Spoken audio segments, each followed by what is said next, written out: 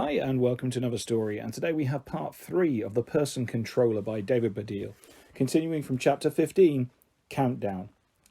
Off the tree Fred went in a possibly showy triple somersault. He landed on Santa's above the living room window sleigh, skated along the top edge and then swung round the antlers of one of the reindeer, Donna or possibly Blitzen, into the air, spinning like a top. "Oh my!" screamed Eric and Janine. They ran underneath where he was in the hope of catching him. "It's okay, Mum and Dad," Fred shouted back, although he was spinning so fast it was difficult to hear him.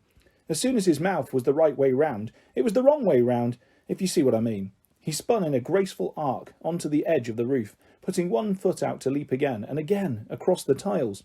"What did he say?" said Eric. "He said it was okay, and it will be," said Ellie. "How do you know?" said Janine. "All you're doing is madly practicing your video game technique."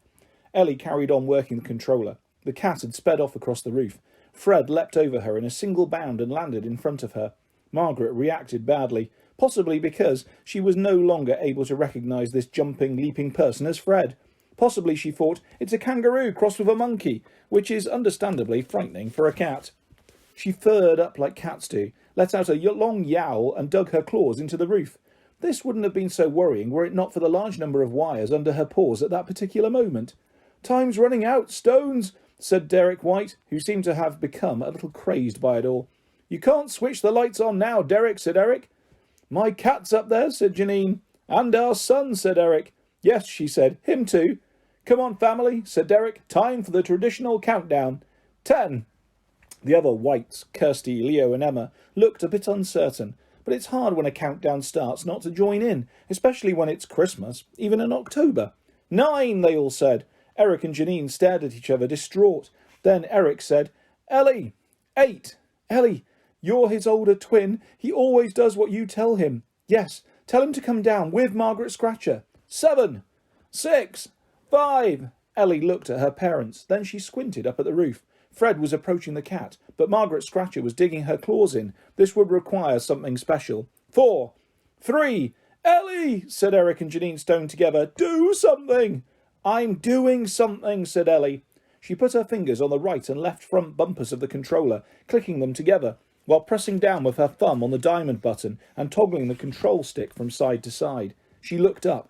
Fred had leapt up again, but this time his body revolved upside down, like he was doing a cartwheel in the air. It was a trick move, which Ellie knew and most people didn't. Margaret Scratcher certainly didn't, because for a second she just watched, astonished, forgetting to ruffle up her fur or growl or, most importantly, dig her claws into the wires, which allowed Fred, as he came down on the far side of his flying cartwheel, to grab the cat and lift her off the roof. 2! Then bounce off the guttering, fly a few metres over the garden, stick an arm out to swing around a branch of the Christmas tree, and come down gracefully. 1! A blaze of lights and a tinny chorus of jingle bells from a connected iPod in the house accompanied Fred as he landed, feet together in front of Eric and Janine, who were staring open-mouthed. Fred held out Margaret Scratcher. "Happy Christmas, Mum," he said.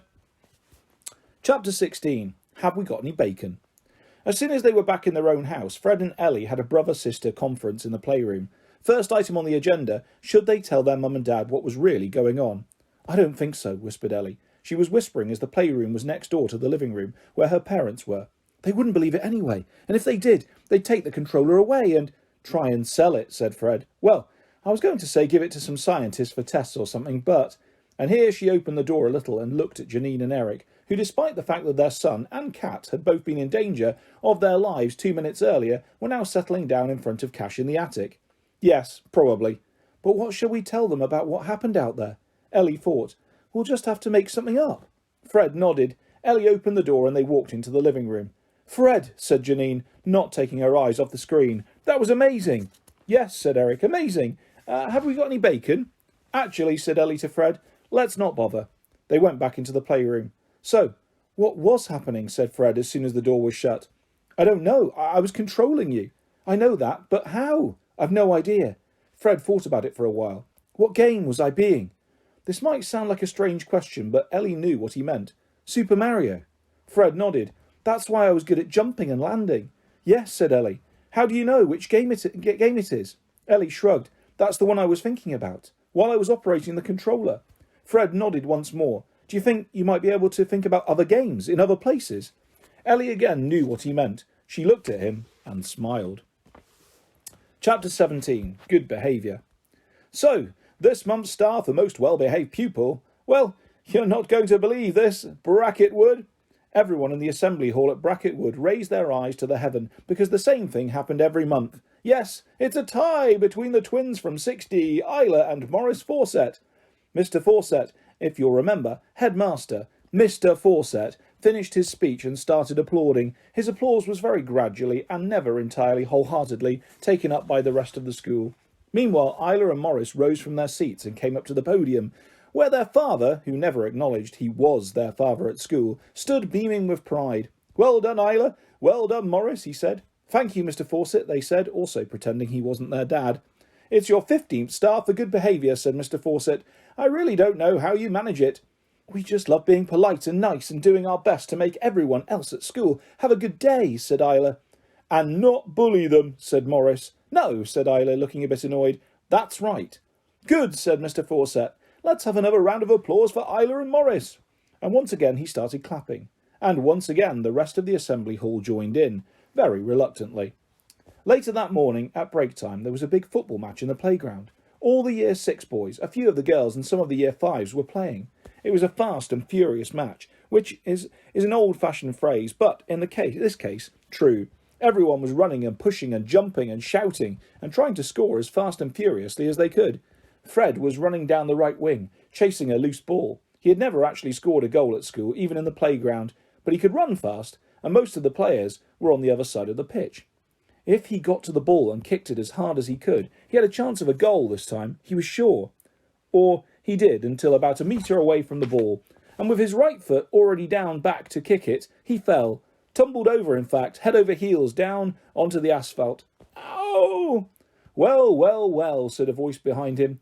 Fred looked up to see the ball being taken away by a huge mob of children. "You really must learn to do your shoelaces up, Stone." Fred looked down at his trainers. His shoelaces were done up. They had Ellie's triple knot on them, which of course might have been the problem if he had actually got to kick the ball. "Yeah, Stone," said another voice, a deeper but more hesitant voice. Fred got up, brushed off the 2 leaves that had got stuck to his top and turned away. "Hello, Isla." "Hello, Morris." "Hello, Fred." "Don't say that, Morris." "Why not?" "Because it's too friendly. Hello, Fred. It's not very one message for us, is it? Us bullies." "Oh, OK, Isla. Sorry." "You tripped me up, didn't you?" said Fred. Yes, I did," said Morris. Isla sighed. "Again, Morris, you're not supposed to say that." "Oh, what should I say?" "I don't know, something like..." And here Isla lowered her voice to sound more like a boy. "I don't think I did, Stone. Yes, my leg may have been sticking out slightly from the sidelines, but I think you ran into it." "Oh, I see." Morris turned to Fred. "I don't think I did, Stone. Yes, my leg..." "Oh, it's too late now, Morris." "I think you should give that good behaviour star away," someone else interrupted. Ellie appeared from behind the goal holding her bag. Morris and Isla both frowned. Morris, it was true, had been holding their joint most well-behaved pupil star throughout this altercation. He had even been holding it when he'd stuck his leg out to trip Fred up. But he looked now as if he'd forgotten it was there. "Give it away?" said Morris. "Who to?" "I don't know," said Ellie. "To someone who really deserves it? Who's really nice, like..." She looked around the playground and caught the eye of someone standing by the climbing frame in the school's slightly dodgy-looking play area. He seemed to be watching her, but he probably wasn't. He was probably just looking over her head. Ellie wasn't sure whether she should say his name, but then she did anyway. "Rashid, I suppose." "Ooh," said Isla and Morris. "Can you stop doing that, please?" "Rashid and Ellie, sitting in a tree," sang Morris. "Kisyww? B?" There was a long pause. "G?" "Yeah, like that's going to happen," said Isla. "Ever. To a girl who wears glasses and braces and pigtails and dresses like she's still in a year..." "All right then," cried Ellie, very embarrassed. "You should give it back to the headmaster, your dad, perhaps with an explanation that you don't deserve it, and to make sure it goes to someone who does next time." "Oh, right," said Isla. "And are you and your brother," she said this as if it was an insult, "going to make us?" "Yeah, make us," said Morris. A small crowd had now gathered. Even the football match had paused, as more and more children started looking over nervously. Sterling and Scarlett even stopped what they were doing, discussing which app on the phones that they didn't own was best for photoshopping, and looked over. "Well," said Fred, "if we have to..." Isla looked to Morris. Morris looked to Isla. They shook their heads and tutted. Isla gave her brother a nod, and Morris moved forward, rolling up his sleeves. "How long did it take you to rehearse that series of moves?" said Ellie. "A week. I kept on getting it wrong, rolling up my sleeves and then tutting." "Shut up, Morris," said Isla. "Hang on. Where's Fred?" Morris stopped. He looked around. "Yeah, where's Fred?" "Here," said a voice behind them. They turned around and frowned. "How did you get there?" said Isla. A glance passed between Fred and Ellie. Ellie had opened her school bag and taken out the controller, but she had a casual look on her face, like the device was just there because she liked holding it, or because she thought it was for show and tell or something, and not because, in fact, she was very carefully thinking about Street Fighter as she flicked the control stick forwards, upwards, and pressed the silver and gold buttons at the same time. Chapter 18. "I'm gonna kill you!" Fred leapt into the air. Isla and Morris were not expecting this, but what they were really not expecting, this was very clear from their faces, or more specifically their mouths, which, as they looked up, were wide open, was how high he leapt up into the air. It was about 2 or 3 metres from a standing jump. As he leapt, Fred bent one knee forward into a V shape and then spun around, before landing to face them again, his right fist extended and his left held back, an attack stance. There was a pause. Isla and Morris glanced at each other. Obviously they were taken aback, but everybody was watching. Years of bullying were at stake. So Morris shrugged his shoulders and went to punch Fred. Both the Fawcett twins were tall for their age. This had helped, obviously, in ruling Brackett Wood since year 1, but it had a drawback here, as Morris's move forward and punch was suddenly revealed as very slow, or at least they looked very slow once you compared them to how fast Fred moved. Before Morris got near him, Fred ducked, crouching down. Then as Morris raised his arm, Fred swung one leg swiftly in a circle, scything him to the ground. "Oof!" said Morris, as his chin hit the asphalt, which luckily was not that soft stuff that most playgrounds have now. Fred stood up and snapped back into attack position. Morris got up, rubbing his chin. He looked at Fred warily, not sure quite what to do. He decided to copy Fred's stance. This took a little while, as at first he got his hands the wrong way round, and there was quite a lot of Morris saying to himself, "No, hang on a minute, left is this one, no, that one, OK, that's it, oh no, it isn't," before finally managing to stand opposite Fred, mirroring him. He then dropped the attack stance and just ran at Fred, with both his arms around his head, going, "I'm gonna kill you!" Fred dodged out of the way. Morris ran past him into the school wall. "Oof," he said, and fell down again. He stayed down for a little while this time, and Fred was wondering whether perhaps it was all over, when suddenly he felt a sharp pain on his arm. He looked down to see Isla's hands twisting his skin in opposite directions to create the classic Chinese burn. An audible gasp could be heard from the watching crowd, because Isla hardly ever got involved in any actual fighting. She was the thinker, the evil genius, the psychotic but brilliant villain, and it was Morris, the henchman, who did her dirty work. But Morris was lying on the ground, just behind the hopscotch squares, going, "Ugh." So clearly, this was a special case. Isla was good at Chinese burns, actually, and if she did very occasionally get involved in a fight, they were always what she liked to do. She saw it as the thinking bully's move, slow and deliberate, a type of torture that was almost a piece of art. Her hands were gripped tightly, closely, twisting the arm of her victim in a precise way to create the maximum amount of pain.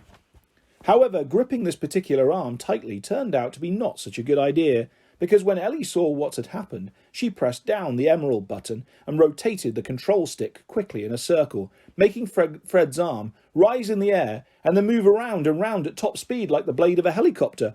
It was an amazing sight. Isla Fawcett circling in the air around Fred's head like a swing ball.